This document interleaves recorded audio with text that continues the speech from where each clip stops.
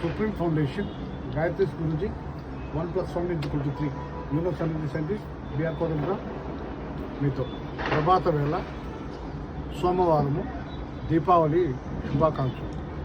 దీపావళి అంటేనే universal festival, ప్రాపంచిక పండగ.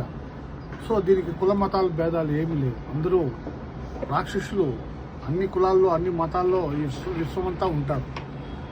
ఈ త్రిశక్తి స్వరూపిణి అంటే లలిత పరమేశ్వర్ అనొచ్చు, గాయత్రి మాత అనొచ్చు, ఇంకెవరైనా అనొచ్చు, లక్ష్మీ సరస్వతి పార్వతి రూపిణి ఆ రాక్షసుని వధించి నరకాసుడిని వధించి మనము ఈ పండుగ చేసుకుంటాం.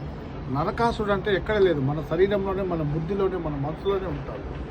సో అట్లాంటి నరకాసుడిని వధించి మనం పండుగ చేసుకుంటాం. మనలో ఉన్న నరకాసుడిని మనము వధించాలి, త్యజించాలి. ఏమంటే అమ్మవారి ఉపాసన.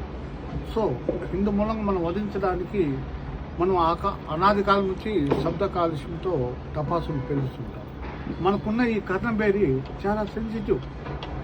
మనిషి జీవితంకే ఉన్న కర్ణబేరి అంత సెన్సిటివ్ అంటే మూగ జీవాలకు ఆ చెవులు సౌండ్ ఎంత వినికిడి ఉంటుంది, ఆ తట్టుకునే శబ్దం ఎంత ఉంటుంది, అది కూడా ఒక్కసారి మీరు అందరూ గ్రహించండి.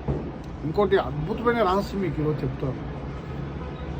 ఈ యొక్క బుష్ అంటారు, భూచక్రం అంటారు, కాకరవత్తులు అంటారు. ఆ శబ్దమే చాలు మన ఇంట్లో ఉన్న నెగిటివ్ ఎనర్జీకి పాలదూడడానికి.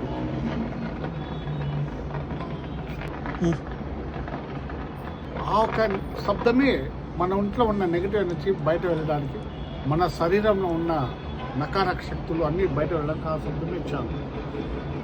ఈ శబ్దము రాక్షసులు వాళ్ళు శబ్దప్రియులు.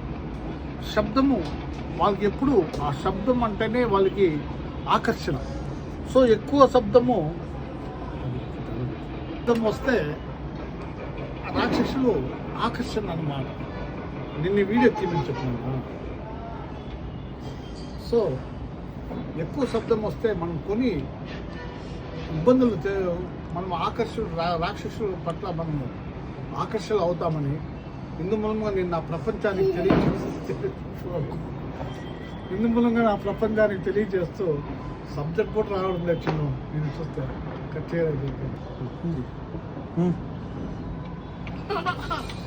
సో ఇందు మూలంగా నేను చెప్పడం ఏంటంటే ఎక్కువ శబ్దం ఉన్న టపాకాయలు అయితే బాంబులు అవన్నీ పెట్టారంటే మనమై తెలిసి ఈ దుష్ట శక్తుల్ని ఆకర్షింపబడతామని, మనము వాళ్ళ పట్ల ఆకర్షపడమని మనలోని ఒక రకమైన ఉద్వేగభరితమైన ఒక